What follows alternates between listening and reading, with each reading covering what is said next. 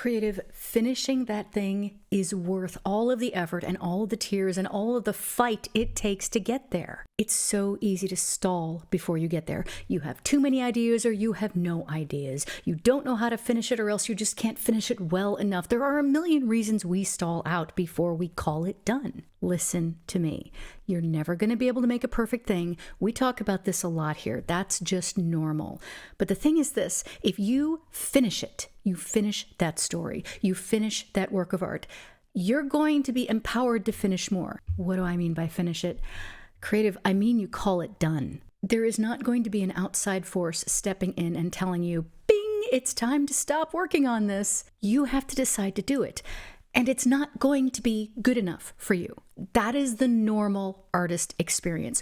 All of us go through that. You have to learn to accept good enough. Yes, this is what the professionals do. Yes, even that multi-award-winning author, artist, singer that you love. Learn to call it good enough. Now, the way to do that is not necessarily easy because emotionally it's not going to be good enough. I know that, you know that. So what I try to do is I set up a pattern. I set a certain number of times for editing this thing. Now, of course, this is for stories. You'll have a different one for art, music, sewing, whatever. Before the final edit, I put that thing aside for a minimum of 2 weeks. Why? Because otherwise I won't be able to see what's actually there, and neither will you. You have gone over it so many times that you see what you think is there, not what is actually there. So polish it a certain number of times, put it aside for at least 2 weeks. I know that's hard, but it just gives you a chance to start something else, so you don't have to waste your time. Then the final step is sharing it with people you trust. Creative, we need community. We need other artists who can look at what we're doing and say, yeah,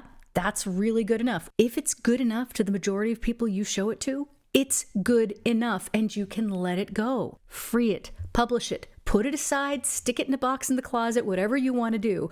Call it done. Move on to the next piece. I know this is going to drive you crazy. You're going to feel like you could always have made it better. It's not right. It's not perfect. It's never going to be right and it's never going to be perfect. Welcome to the artist experience. Just call it done. Then you can work on the next piece, and that's how you build a portfolio. That's how you build a bibliography. Call it done and move on. You can do this. Call it done. Sit down with me now, and together, let's make something new.